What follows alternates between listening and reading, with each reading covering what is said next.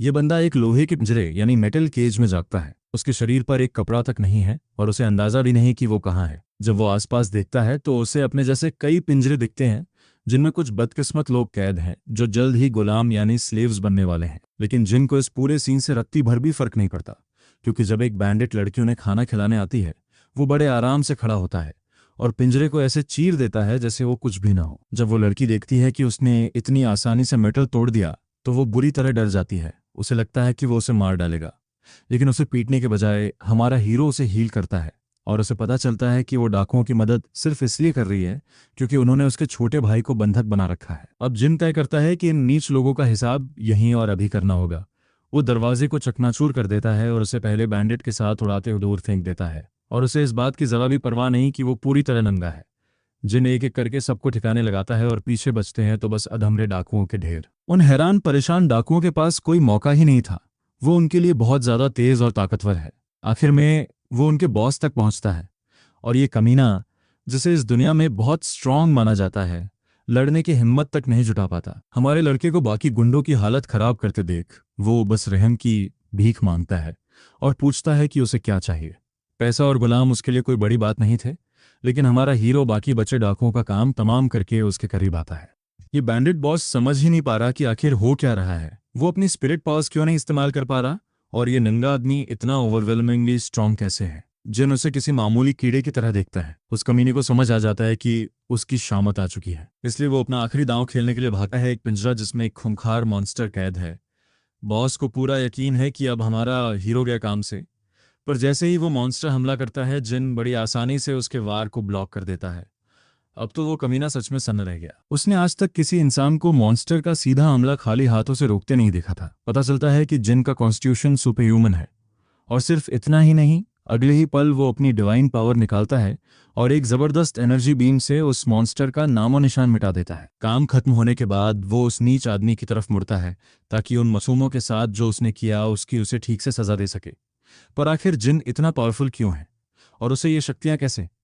असल में इसकी शुरुआत 100 मिलियन साल पहले हुई थी। धरती पर एक भयंकर तबाही आई थी जिसने पूरी दुनिया से इंसानों का नामो निशान मिटा दिया था। इस बर्बादी की जड़ एक रहस्यमयी वायरस था जिसने जानवरों को म्यूटेट करके डरावने मॉन्स्टर्स में बदल दिया, जिन्हें बाद में करप्टर्स कहा गया। कुछ ही सालों में ये आउटब्रेक इतनी तेजी से फैला कि मानवता ने अपनी 99% आबादी खो दी। बचे कुचे इंसान फ्रंट लाइंस पर डटे रहे और मुकाबला करने की पूरी कोशिश की, पर जल्द ही ये साफ हो गया कि इन दरिंदों के सामने पारंपरिक हथियार यानी कन्वेंशनल वॉरफेयर बेकार थे। हताशा में आकर इंसानों ने अपनों पर ही एक्सपेरिमेंट करना शुरू कर दिया। उन सभी ट्रायल्स में से जैन शू इकलौता सफल टेस्ट सब्जेक्ट था जिसने असल नतीजे दिखाए।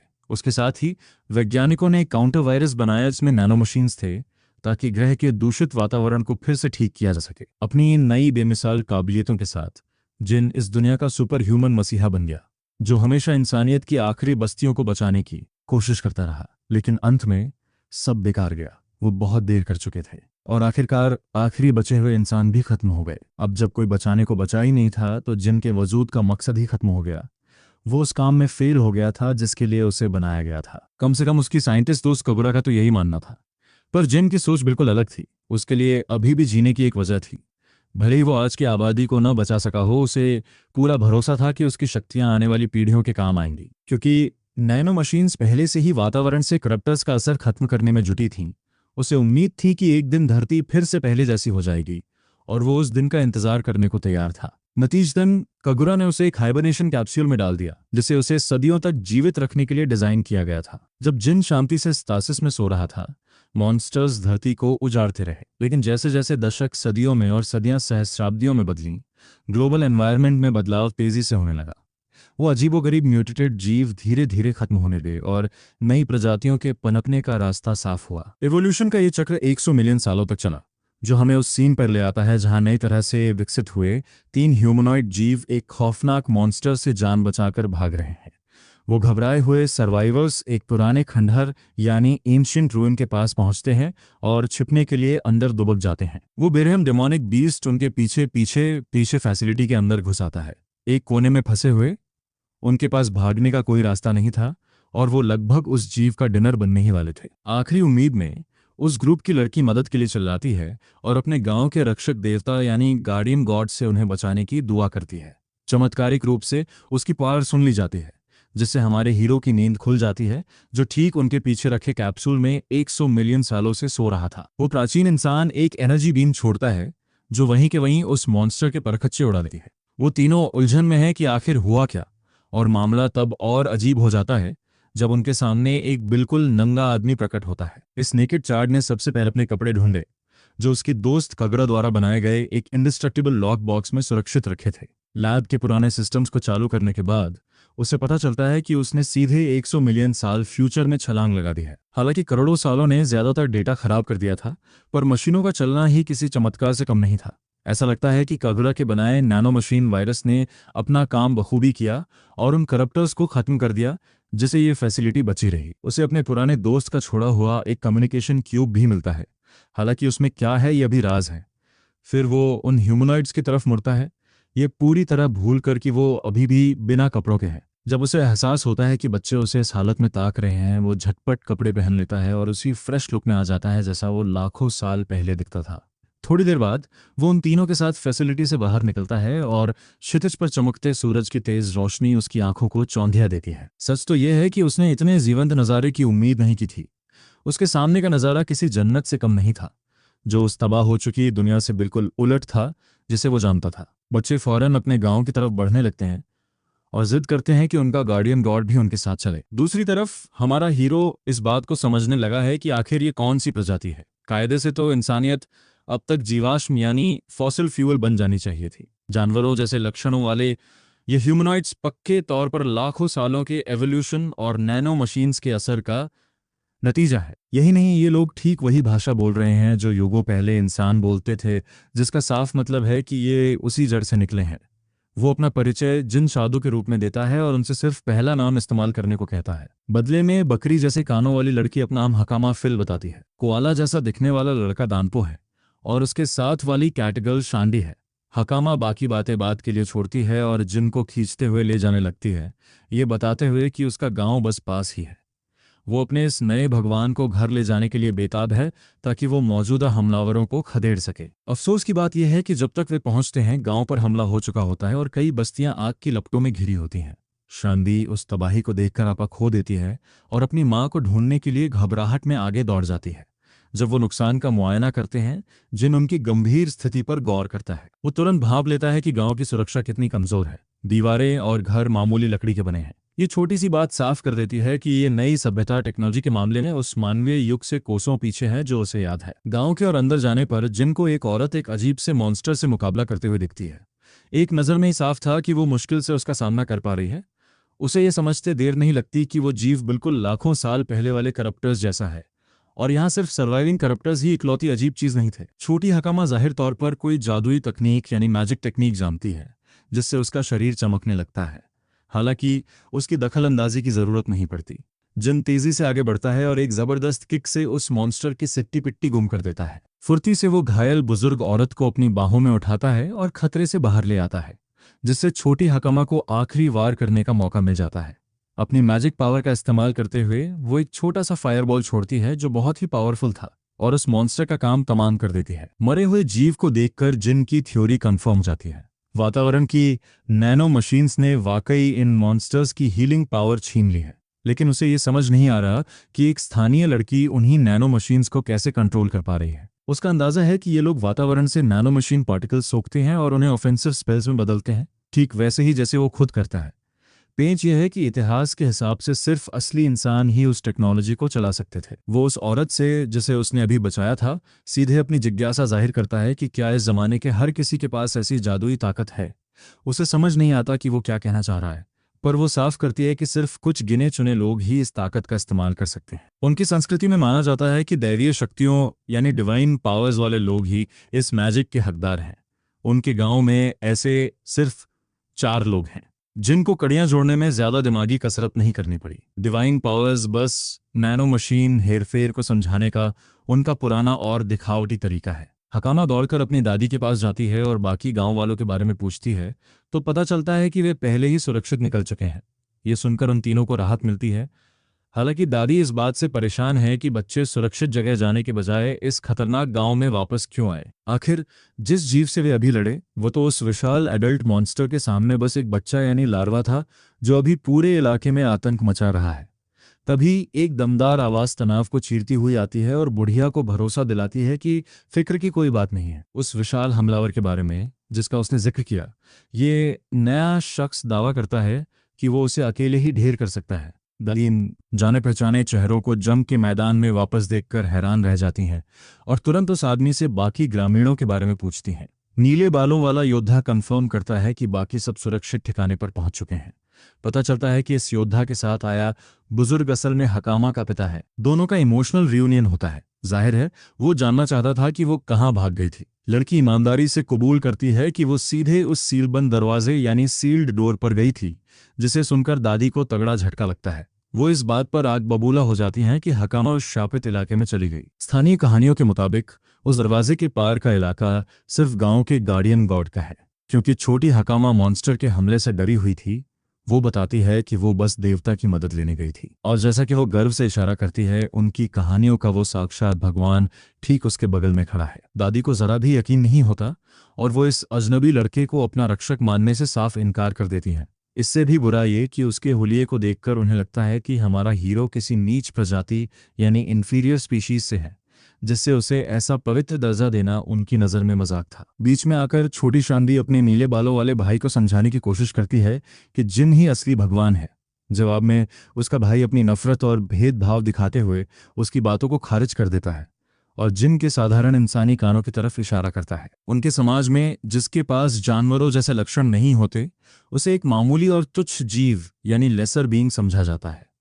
जहां तक इस बंदे को समझ आ रहा है, उसकी छोटी बहन बस एक मासूम सी गलतफहमी का शिकार है। फिर भी वो नन्ही बच्ची अपनी बात पर अड़ी रहती है और बड़े गर्व से बताती है कि इसी आदमी ने उनका पीछा कर रहे हमलावर को आसानी से धूल चटाई है।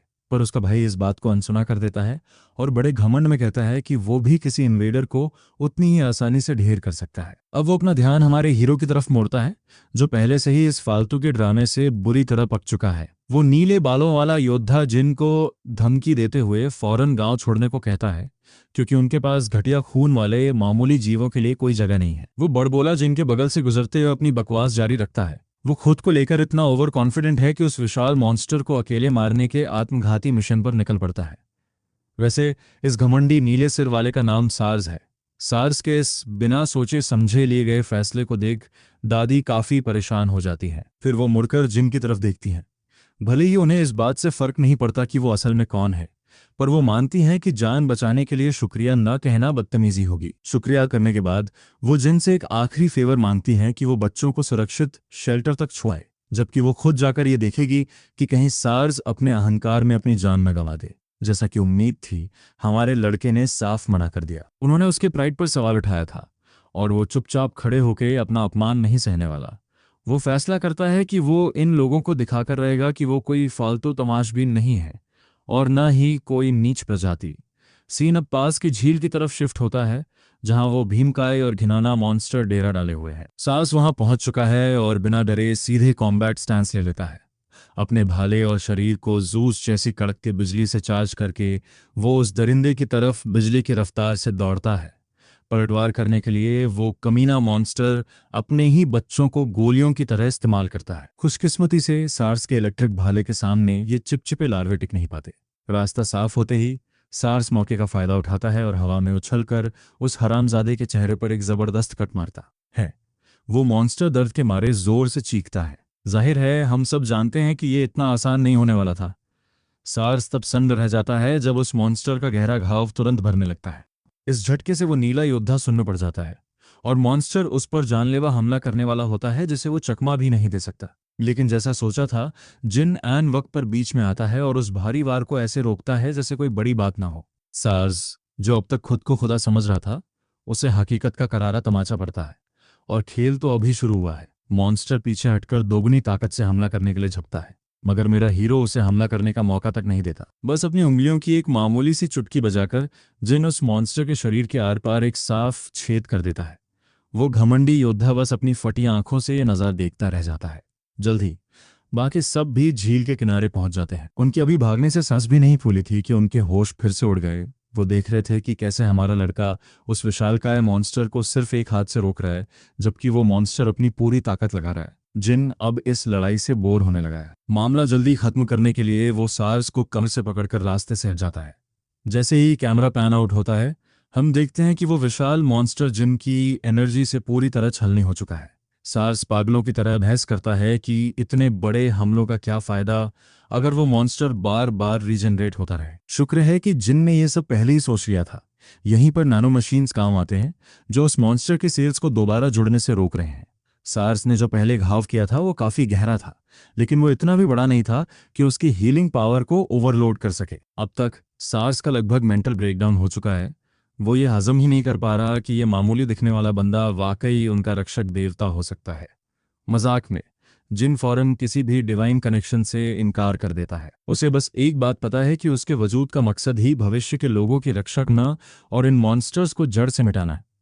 गुस्से में आकर वो दरिंदा गुर्राता है और अपनी भारी पूंछ घुमाता है, उस फुर्तीले हीरो को कुचलने की कोशिश में जो पानी की तरह उसके वार के बीच से निकल रहा है। जीतने की स्ट्रैटेजी तैयार कर जिन उस जीव को पीले रंग के सख्त बर्फ के क्रिस्टल्स में जकड़कर पूरी तरह जाम कर देता है।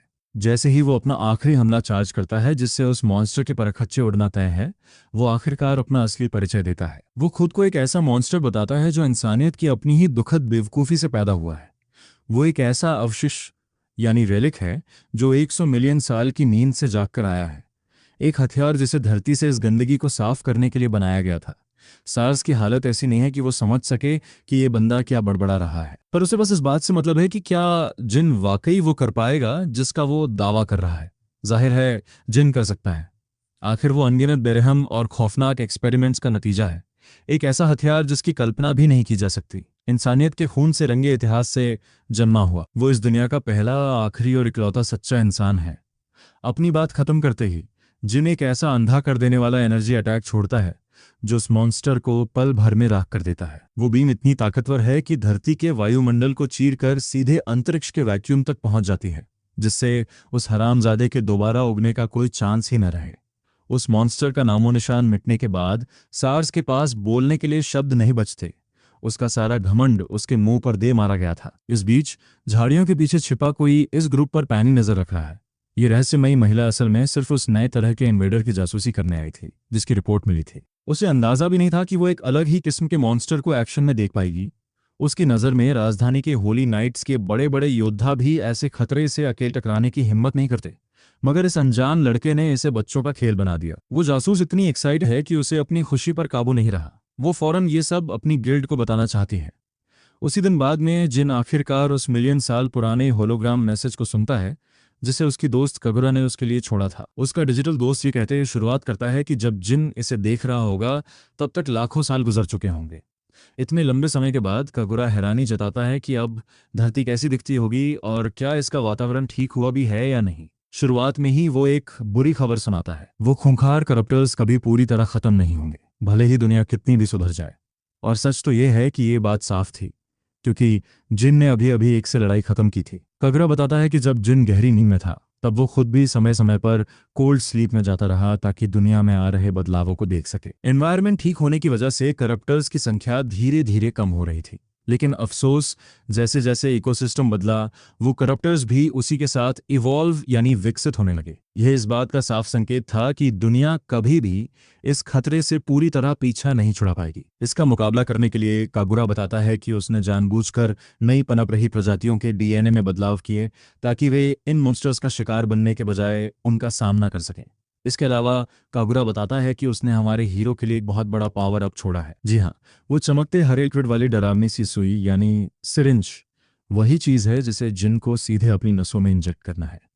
ऐसा करते ही जिन का शरीर थरथराने लगता है और उससे एक रहस्यमयी ऊर्जा निकलने लगती है। इस सीरम ने उसे नैनो मशीन्स के साथ 100% कंपैटिबल बना दिया है। इस मिलाप के पूरा होते ही जिन को नैनो मशीन्स के जरिए किसी भी चीज़ को बनाने या बदलने की कमाल की शक्ति मिल जाती है। सबसे अच्छी बात तो यह है कि यह अपग्रेड तो बस शुरुआत है। उसका पुराना दोस्त बताता है कि उसने ऐसे ही कई पावर अप्स पूरी दुनिया में अलग अलग जगहों पर छिपा रखे हैं। उसने जानबूझकर सब एक जगह नहीं रखा ताकि अगर करप्टर्स किसी एक फैसिलिटी को तबाह कर दें तो सब कुछ एक साथ खत्म न हो जाए।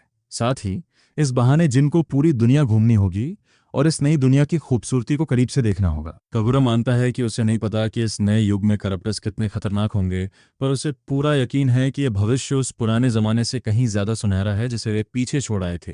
जैसे जैसे मैसेज आगे बढ़ता है, होलोग्राम में दिखता है कि वक्त के साथ वो बेचारा साइंटिस्ट कितना बूढ़ा हो गया था। वो एक भावुक पल है जब कगुरा अपना दुख जाहिर करता है कि वो इस खूबसूरत और सुधरी हुई दुनिया को अपनी आंखों से कभी नहीं देख पाएगा। भविष्य की पूरी जिम्मेदारी जिनके हाथों में सौंपकर वो मैसेज खत्म हो जाता है। तभी हकामा और बाकी गैंग वहां पहुंच जाते हैं जो अपने गार्जियन गॉड को ढूंढ रहे थे। वो और कुआला जैसा दिखने वाला दानपो उसे खींचकर गांव ले जाने आए हैं क्योंकि पूरा गांव बेसब्री से उसका इंतजार कर रहा है। वापस जाते समय जिन की पारखी नजरें हकामा के गले में लटके एक पुराने रिसर्च फैसिलिटी की एक्सेस की पर पड़ती हैं। उत्सुकता में वो पूछता है कि ये पेंडेंट उसके पास कहाँ से आया। हकामा बताती है कि बहुत समय पहले एक महान इंसान ने उसके पूर्वजों से कहा था कि इसे रक्षक कवच के रूप में पीढ़ी दर पीढ़ी संभाल कर रखें। मान्यता थी कि अगर कभी गांव पर कोई बड़ा खतरा आया तो यही चाबी उनके रक्षक देवता को बुलाएगी। ये सुनकर जिन भावुक हो जाता है। उसे ये देखकर बहुत खुशी होती है कि उसके दोस्त ने उसके लिए इतना सब कुछ प्लान किया था। वो खुद को कगुरा का बहुत बड़ा कर्जदार महसूस करता है। गांव के बीचों बीच पहुंचते ही दिखता है कि वहां जश्न का माहौल है। जब सब खाने पीने में व्यस्त थे, बच्चे अपने रक्षक को सबके सामने लाते हैं। हालांकि माहौल थोड़ा बदल जाता है क्योंकि बड़े लोग एक मामूली जीव को देखकर कानाफूसी शुरू कर देते हैं। उनके छोटे दिमागों को ये बात हजम नहीं हो रही थी कि एक आम सा दिखने वाला जीव महान रक्षक देवता कैसे हो सकता है।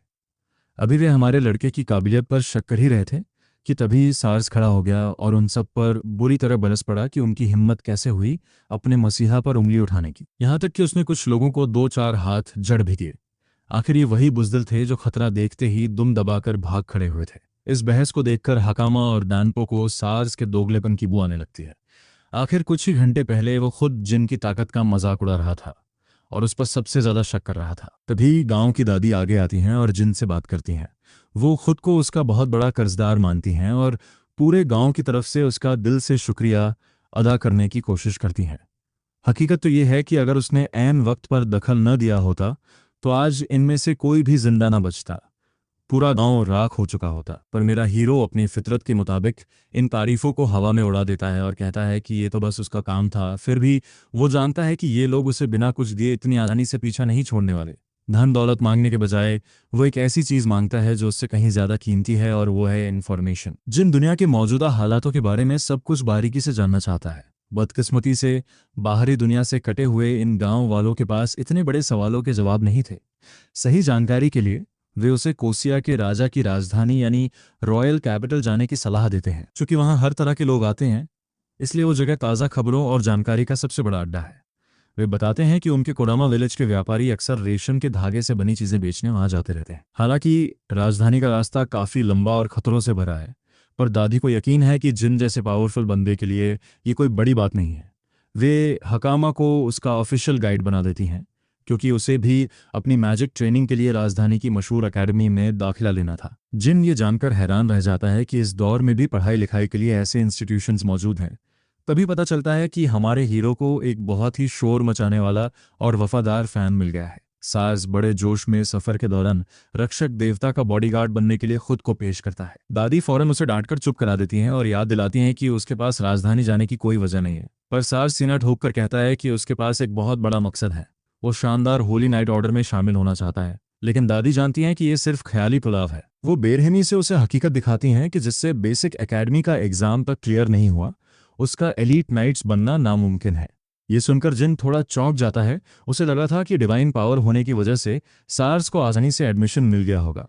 हकामा उसे असली वजह बताती है। वहां एक लिखित परीक्षा यानी रिटन एग्जाम होती है जो बेवकूफ़ों को बाहर निकालने के लिए बनाई गई है, और सार्स अपनी इसी महान बुद्धिमानी की वजह से फेल हो गया था। इन हंसी मजाक की बातों को छोड़कर जिनके मन में उन एलीट होली नाइट्स के बारे में जानने की उत्सुकता बढ़ जाती है। इसी बीच सीन गांव से हटकर एक भारी बख्तरबंद नाइट की तरफ जाता है। वो ये जानकर दंग रह जाता है कि कुजामा विलेज को दहलाने वाला वो विशाल मॉन्स्टर खत्म किया जा चुका है। यह खबर देने वाली वही जासूस लड़की है जो झाड़ियों में छिपकर झील वाली लड़ाई देख रही थी। वो नाइट उससे दोबारा कंफर्म करने को कहता है और लड़की बिना हिचकिचाए अपनी बात पर टिकी रहती है। उस होली नाइट को अपनी आंखों पर यकीन नहीं हो रहा था। उसने कभी नहीं सोचा था कि उनके ऑर्डर के बाहर भी कोई इतना काबिल हो सकता है जो अकेले इतने बड़े दरिंदे को ढेर कर दे। उनकी बातचीत के बीच ही एक करप्टर उस लड़की पर पीछे से हमला करने की कोशिश करता है। वो नाइट बिजली की रफ्तार से अपनी तलवार निकालता है और उस मॉन्स्टर के 2 टुकड़े कर देता है। वापस महल की सुरक्षा में जाने के बजाय वो नाइट एक बड़ा फैसला लेता है। वो उस रहस्यमयी आदमी से मिलने के लिए इतना बेताब है कि वो खुद उसे ट्रैक करने निकल पड़ता है। अगली सुबह जिन ताज़ी हवा का मजा लेते हुए सोकर उठता है। उसे अभी भी यकीन नहीं हो रहा कि वो दोबारा ऐसे खूबसूरत नज़ारे देख पा रहा है। उसे थोड़ा दुख होता है कि उसका दोस्त कगुरा ये सब देखने के लिए उसके साथ नहीं है। तभी एक बच्चा उसके कपड़े लेकर आता है और रक्षक देवता से उन्हें पहनने की गुजारिश करता है। अगले सीन में हम देखते हैं कि जिन गांव के बाहर निकलने की तैयारी में है। दादी हकामा को उसकी गाइड की जिम्मेदारी ठीक से निभाने की हिदायत दे रही है, जबकि सार्स इस बात से दुखी है कि वो गाइड क्यों नहीं बन पाया। जिन उस लड़के में थोड़ी दिलचस्पी लेता है और उसके मूवमेंट्स की तारीफ करते हुए कहता है कि वो राजधानी में उसका इंतजार करेगा। ये सुनते ही सार्स किसी छोटी बच्ची की तरह खुशी से उछल पड़ता है और रक्षक देवता को विदा करते हुए उनसे हकामा का ख्याल रखने को कहता है। हकामा को भी सुरक्षित रहने की हिदायत दी जाती है और इस तरह उन दोनों का सफर शुरू होता है। वो लड़की और वो लंबा गबरू जवान साथ चलते हुए कई हसीन वादियों को पार करते हैं। हकामा उसे रास्ते की जानकारी देती है और जब वे कैंप लगाते हैं तो जिन पूछता है कि राजधानी अभी कितनी दूर है। पता चलता है कि बस 4 दिन की पैदल दूरी और बची है। ये उसकी उम्मीद से काफी कम था, पर हकामा को इस बात की बड़ी उत्सुकता है कि वो दुनिया क्यों घूमना चाहता है। वो उसे कुछ नहीं बताता और इसे एक सीक्रेट कह देता है, पर गहराई में हमारा ये गोजो जैसा बंदा जानता है कि कगुरा की बातों के हिसाब से करप्टर्स अभी भी जिंदा है। उसने खुद भी इस युग के कुछ मॉन्स्टर्स का सामना किया है। कायदे से उनकी आबादी सिर्फ तब बढ़ती है जब वातावरण प्रदूषित हो, पर यहां तो सब कुछ साफ है। इसका मतलब है कि पर्दे के पीछे कोई है जो ये सब कर रहा है और उसकी जांच जरूरी है। जिन को सोच में डूबा और सीरियस देखकर हकामा थोड़ा डर जाती है, इसलिए वो उससे माफी मांगता है। उसे एक बात समझ आ गई है, ये दौर पूरी तरह करप्टर्स के कब्जे में नहीं है, यहाँ जिंदगी के निशान मौजूद हैं। उसका पहला मकसद इस दौर के लोगों को समझना है और फिर करप्टर्स से निपटना। मॉन्स्टर्स पर रिसर्च करना तो उसके लिए खेल है, वो कभी भी कर सकता है। इसके अलावा वो हकामा से रिक्वेस्ट करता है कि उसे रक्षक देवता कहना बंद करे। वो उसे जरूरत से ज्यादा सामान दे रही थी, इसलिए वो जोर देता है कि वो उसे सिर्फ जिन कहकर बुलाए। तभी घोड़े के दौड़ने की आवाज उन दोनों का ध्यान खींचती है। एक होली नाइट अपनी टीम के साथ वहां पहुंचता है और उनसे बात करने की गुजारिश करता है। ये बंदा किसी रॉकस्टार प्रिंस जैसा दिखता है, पर जिन को कोई फर्क नहीं पड़ता और वो सीधे उसकी पहचान पूछता है। वो खुद को होली नाइट ऑर्डर की 7वीं डिवीजन का कैप्टन आर्गस ऑल्टन बताता है। जिन के लिए ये होली नाइट का कॉन्सेप्ट नया था और वो सोचता है कि क्या ये वही लोग हैं जिनका गांव वालों ने जिक्र किया था। आर्गस की टीम में एक बदतमीज नाइट लड़की करीना भड़क जाती है और जिन पर चिल्लाती है कि उसने उनके लीडर के सामने खड़े होने की हिम्मत कैसे नहीं की। वो तो उन्हें गुनहगार तक मान लेती है, पर आर्गस उसे शांत रहने को कहता है। करीना पीछे बड़बड़ाती रहती है, जबकि कैप्टन अब जिन से इज्जत से बात करता है। हमारा हीरो बस करीना की बातों का मतलब पूछता है, पर कैप्टन उसे नजरअंदाज करते हुए सीधे जिन से उसकी पहचान और मंजिल के बारे में सवाल करता है। हकामा बताती है कि वे कोडामा विलेज से हैं और राजधानी जा रहे हैं। करीना इसे एक मौके की तरह देखती है और उन्हें नीच प्रजाति कहते हुए उन पर आरोप लगाने लगती है। वो खुद को बहुत 30 मार्खा समझते हुए ये जताने की कोशिश करती है कि उसने उन्हें रंगे हाथों पकड़ लिया है। जिन ये सुनकर हैरान रह जाता है कि इस दुनिया में बर्थ रिकॉर्ड्स जैसी एडवांस चीजें भी हैं, पर आर्गस फिर बीच में आता है और करीना को फालतू के अंदाजे लगाने से रोकता है। वो गौर करता है कि हकामा ने जो कपड़े पहने हैं वे हाई क्वालिटी कोडामा कपड़े हैं जिनकी राजधानी में बहुत कद्र है। गांव के आम बच्चे ऐसे शाही कपड़े नहीं पहनते, जिससे ये साबित हो गया कि वे वहीं से हैं और करीना फिर से गलत साबित हुई। भले ही उसे लड़की पर भरोसा था, पर आर्गस अपनी तलवार निकालकर जिन की तरफ तान देता है और कहता है कि यह आदमी बाकी सबसे अलग है। उसने आज तक ऐसे कपड़े नहीं देखे थे, इसलिए वो पूछता है कि वो कहाँ से है। कैप्टन बताता है कि इस रास्ते पर डाकुओं का बहुत आतंक है और मुमकिन है कि ये आदमी उन्हीं में से एक हो जो बच्चों की तस्करी कर रहा है। हकामा उन्हें समझाने की कोशिश करती है, पर वे एक नहीं सुनते। बिना सोचे समझे हकाम हमला करने की कोशिश करती है, लेकिन नाइट्स उसे चारों तरफ से जादुई तलवारों से घेर लेते हैं। उसकी डिवाइन पावर देखकर कैप्टन उसकी तारीफ तो करता है, पर अब वो और भी सख्ती से जिन से जवाब मांगता है। वो कहता है कि उसका जवाब ही तय करेगा कि वो जिंदा बचेगा या नहीं। ये सुनते ही जिन की आंखों में खौफनाक गुस्सा यानी लुक ऑफ मर्डर उतर आता है। माहौल में भारी तनाव है। पर अंत में वो अपना गुस्सा पी जाता है और बस इतना कहता है कि वो गोडामा विलेज से ही आया है। करीना उसे झूठा कहती है, पर हैरानी की बात यह है कि आर्गस उसकी बात मान लेता है और अपनी तलवार मैन में डाल लेता है। ये एक बड़ा यू टर्न था, क्योंकि अभी कुछ पल पहले वो उसे मारने की धमकी दे रहा था। कैप्टन को एहसास हो जाता है कि वो झूठ नहीं बोल रहा, जबकि हकामा गर्व से कहती है कि जिन उनके गांव का रक्षक देवता है। ये गार्जियन गॉड वाली बात कैप्टन को दिलचस्प लगती है, पर वो इसे सीरियसली नहीं लेता और जाने के लिए मुड़ जाता है। वो अपने घोड़े पर सवार होते हुए अपनी बदतमीजी के लिए माफी मांगता है और कहता है कि वो बस अपनी ड्यूटी कर रहा था। वो कहता है कि शायद हम फिर कभी राजधानी में मिलेंगे और अगर कोई मुसीबत आए तो वे उसे ढूंढ सकते हैं। इतना कहकर वो वहां से निकल जाता है, जिससे करीना काफी शर्मिंदा महसूस करती है, क्योंकि वो चाहती थी कि वहां कुछ तगड़ा एक्शन हो। यहाँ तक कि जिन भी उस लड़की की ड्रामेबाजी की लत को देखकर कंफ्यूज है। अगले सीन में हम नाइट्स की टीम को रास्ते में देखते हैं। करीना अभी भी चिड़ी हुई है और कह रही है कि वो आदमी संदिग्ध था और उसे ऐसे छोड़ना नहीं चाहिए था। तब आर्गस उसे हकीकत का आईना दिखाते हुए कहता है कि उसे अंदाजा भी नहीं कि असल में नीच प्रजाति कौन है। उसके साथ ही रिया भी इस बात से सहमत होती है, जिसे सुनकर करीना के होश उड़ जाते हैं। वे बताते हैं कि जिन और उनके बीच की ताकत का अंतर जमीन आसमान का था। आर्गस ने एक ही बार में 3 मूव्स करने की कोशिश की थी, पर उसका मन उसे गवाही ही नहीं दे रहा था। उसे एहसास हो गया था कि जिन, जिसका हाथ जेब में था, उसके वार करने से पहले ही उसे काउंटर कर देगा। मुझे नहीं पता कि ये कैसे मुमकिन है, पर हमारे प्रोटेगनिस्ट के लिए एक लाइक तो बनता है। यही नहीं, आर्गस ने अपनी डिवाइन पावर इस्तेमाल करने की कोशिश की, पर जिन के सामने उसकी पावर ने काम ही नहीं किया। वही मूव जिससे उसने हकामा को आसानी से घेर लिया था, वो जिन पर बेअसर था। रिया का हाल भी ऐसा ही हुआ। इसका मतलब था कि उनकी और जिन की ताकत में कई जन्मों का फासला है। आर्गस के मुताबिक ऐसा कारनामा उनके नाइट्स ऑर्डर का सुप्रीम कमांडर ही कर सकता है। कैप्टन समझाता है कि वे एक ऐसे मॉन्स्टर से मिले थे जो सबसे अलग है, और करीना की गलती माफ है क्योंकि वो नहीं है। उसे शक है कि गांव के उस बड़े मॉन्स्टर को इसी बंदे ने मारा होगा। वो कहता है कि बिना जानकारी के ऐसे आदमी पर हमला करना खुदकुशी के बराबर है। उसे खुशी है कि जिन शांत स्वभाव का है। फिलहाल उनका मकसद राजधानी जाकर अपनी गिल्ड को डाकुओं और इस स्थिति की जानकारी देना है। आर्गस के मन में अब उस रक्षक देवता का ख्याल घर कर गया है। उसे लगता है कि अगर वो आदमी उनका साथी बन जाए तो देश की आधी मुश्किलें तो वैसे ही खत्म हो जाएंगी। अगले सीन में जिन और हकामा फिर से रास्ते पर हैं। वो कहता है कि कल उन्हें काफी दिलचस्प लोग मिले थे और वो सोचता है कि क्या बाकी सभी होली नाइट्स भी उतने ही ताकतवर हैं जितना वो कैप्टन था। लेकिन हकामा साफ कर देती है कि आर्गस कोई मामूली योद्धा नहीं था। नाइट्स ऑर्डर में भी सिर्फ सबसे बेहतरीन योद्धाओं को ही होली नाइट्स का खिताब मिलता है और वे उनके लीडर बनते हैं। आर्गस अपनी लीग में सबसे टॉप पे है। वो हाथों के इशारे से बताती है कि उस दिन उसकी स्पिरिट आर्ट कितनी तेजी से एक्टिवेट हुई थी, एक ऐसा शब्द जिससे हमारा हीरो बिल्कुल अनजान है। जाहिर है इस मौजूदा दौर में रूहानी ताकतों यानी स्पिरिट्स की मदद लेने को ही डिवाइन पावर कहा जाता है, और इन ताकतों को बढ़ाने की तकनीक को स्पिरिट मेथड या स्पिरिट आर्ट्स कहते हैं। दूसरे शब्दों में, कगुरा और जिन की नैनो मशीन्स को यहाँ के लोग अपनी समझ से परे कोई रूहानी शक्ति मान रहे हैं। जिन जानता है कि इस जमाने के लिए उनकी टेक्नोलॉजी किसी डरावनी फैंटेसी जैसी होगी, पर उसे करीना की वो नफरत भरी बातें याद आती हैं जो उसने नीच प्रजातियों यानी लेसर बीइंग्स के लिए कही थी।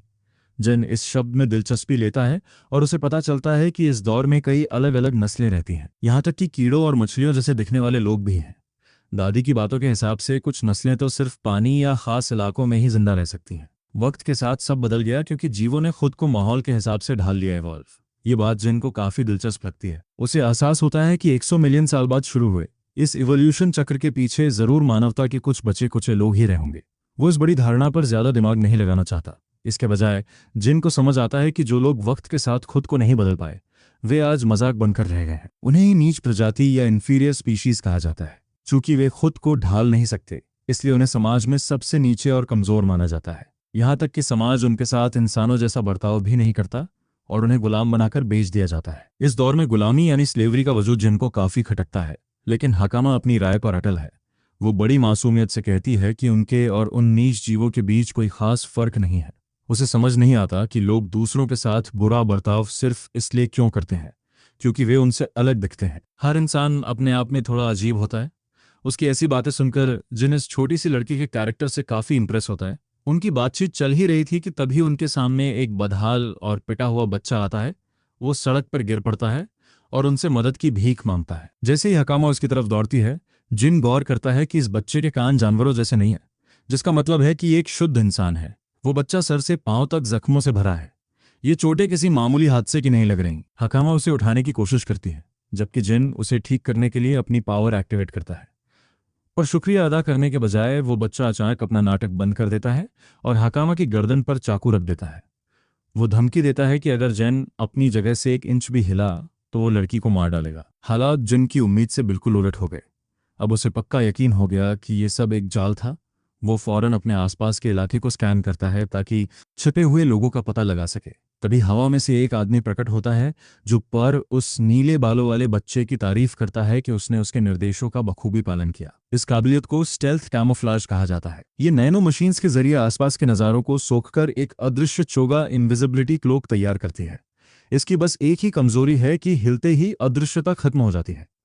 पर इन लोगों ने इसका इस्तेमाल बहुत चालाकी से किया था। वो डाकुओं का कैप्टन जिन को नीच प्रजाति कहकर चिढ़ाता है और उसके शानदार कपड़ों पर नजर गड़ाता है। वो भी वही सवाल पूछता है कि जिन कहाँ से आया है, पर हमारा हीरो एकदम स्टोन कोल्ड मोड में है और कोई जवाब नहीं था। हकामा घबराहट में उसे पुकारती है, जबकि कैप्टन धमकी देता है कि अगर वो हिला भी तो लड़की की जान ले लेगा। हकामा फिर से खुद कुछ करने की कोशिश करती है, पर जिन उस पर जोर से चिल्लाता है कि वो अपनी पावर इस्तेमाल ना करे। वो नहीं चाहता कि वो ऐसी ताकत इंसानों के खिलाफ इस्तेमाल करे, क्योंकि ये बहुत खतरनाक हो सकती है। नन्ही लड़की समझ नहीं पाती कि क्या करे। इधर डाकुओं का कैप्टन खुश हो रहा है कि उसे एक ऐसी लड़की मिल गई जिसके पास डिवाइन पावर है। वे जिन से पूछते हैं कि क्या उसके पास भी ऐसी ताकत है, पर हमारा हीरो मिस्ट्री बने रहने के मूड में है। गुस्से में आकर वो गुंडा उसे लात मारकर नीचे गिरा देता है और याद दिलाता है कि नीच प्रजाति को अपनी औकात में रहना चाहिए। कैप्टन अपने साथी को टोकता है कि उनके माल गुड्स को नुकसान न पहुंचाए। वैसे भी उन्हें उम्मीद नहीं थी कि जिन जैसे दिखने वाले बंदे की अच्छी कीमत मिलेगी। उन्हें अंदाजा भी नहीं था कि जिन के पास कोई पावर हो सकती है, क्योंकि वो उनके लिए बस एक मामूली इंसान था। वहीं दूसरी ओर हकामा को एहसास होने लगता है कि ये वही डाकू और गुलामों के सौदागर हैं जिनके बारे में आर्गस ने चेतावनी दी थी। डाकुओं का लीडर लड़की को काबू करने के लिए अपना मंत्र यानी स्पेल एक्टिवेट करता है, जबकि हकामा को डर सता रहा है कि अब वे गुलामों की तरह बेच दिए जाएंगे। अगले सीन में बड़े मजेदार तरीके से जिन उसे नींद से जगाता है। भाई के शरीर पर शर्ट नहीं है, क्योंकि उन बेवकूफ़ों ने उसका सारा ड्रिप और कपड़े लूट लिए हैं, सिवाय उसके अंडरवियर के। हकामा ठीक लग रही है, पर वो हैरान है कि वे कहाँ हैं। ये कोई कैदखाना कंटेनमेंट फैसिलिटी जैसा लग रहा है जहां बाकी गुलाम रखे गए हैं। जिन समझाता है कि ये डाकुओं का अड्डा है और उन लोगों की तरफ इशारा करता है जिन्हें उनसे पहले पकड़ा गया था। इन सब की हालत बहुत खराब है, जिनमें से ज़्यादातर नीच प्रजातियां हैं। नज़ारा काफ़ी दुखद है, पर मजाक की बात यह है कि हकामा को इस बात की ज़्यादा फिक्र है कि ये आदमी सबके सामने नंगा चेस्ट आउट क्यों घूमा है। जिन बताता है कि अजीब दिखने की वजह से उन्होंने उसके कपड़े छीन लिए, पर लड़की इस बात पे हैरान है कि बिना कपड़ों के भी इस आदमी का कॉन्फिडेंस कम नहीं हुआ। लगता है कि जिन के लिए यही लुक सबसे ज़्यादा आरामदायक है, पर इन सबसे हटकर वो ये जानना चाहती है कि उसने तब मुकाबला क्यों नहीं किया। अपनी दैवीय शक्ति से वो उन्हें एक बार में ख़त्म कर सकता था। इससे पहले कि वो जवाब देता, पुअर ब्रेकफास्ट लेकर अंदर आती है। उन्हें जागा हुआ देखकर वो उन्हें खाना ऑफर करती है। हकामा गुस्से में है, पर पुअर को इस बात से फ़र्क नहीं पड़ता कि वे उससे नफरत करते हैं या नहीं, क्योंकि उसे कभी माफ़ किए जाने की उम्मीद ही नहीं थी। वो मासूम लड़की चिड़ी हुई है, पर जिन उस नीले बालों वाली लड़की पुअर को दयालु कहकर सबको चौंका देता है। उस नकली गुनहगार के लिए ये एक बड़ा झटका था, पर असलियत में जिन कहता है कि बुरे लोगों को इस बात की परवाह ही नहीं होती कि कोई उनसे नफरत करता है या उन्हें माफ़ी मिलनी चाहिए। सिर्फ ये सोचना कि पुअर इन बातों के बारे में फिक्रमंद है, ये साबित करने के लिए काफ़ी था कि वो दिल की अच्छी है। खैर, अंडरवियर वाला हमारा हीरो अब ये नाटक बंद करता है और असली काम पर डर के मारे वो आदमी भागने की कोशिश करता है, पर सब बेकार है। निचली मंजिल के कैदियों तक सिर्फ उसकी दर्दनाक चीखें पहुंचती हैं। पुअर को एहसास होता है कि ये चीखें उसके साथियों की हैं। वो सोचने लगती है कि आखिर ये जिन है कौन। हकामा बड़े आराम से बताती है कि ये बंदा एक चलता फिरता भगवान है और फिक्र की कोई बात नहीं है, वो अकेले सब संभाल लेगा। फिलहाल उन्हें उसके कहे अनुसार बाहर निकलना है। पुअर के लिए ये यकीन करना मुश्किल है कि वे आज़ाद होने वाले हैं। डाकुओं का लीडर हराना आसान नहीं है, क्योंकि उसके पास भी खतरनाक डिवाइन मैजिक है। ताकत के मामले में उसे हराना किसी के बस की बात नहीं लगती। पर जब तक पुअर ये सब सोच रही थी, हमारा हीरो उस लीडर को घुटनों पर ला चुका था। वो बॉस जिन के सामने गिड़गिड़ाता है और उसे पैसों का लालच देता है, यहाँ तक कि उसे गुलाम देने की बात भी करता है। वैसे पुअर का भाई भी इसी कमरे में कैद है। गुलामों का ऑफर सुनकर जिन को घृणा होती है। वो बॉस के सामने ही एक और गुंडे को खत्म कर देता है, जबकि डाकुओं का लीडर समझ नहीं पाता कि हो क्या रहा है। इस आदमी की दैवीय शक्तियों यानी उन शानदार एब्स और पावर्स के सामने उसकी स्पिरिट आर्ट्स काम ही नहीं कर रही थीं।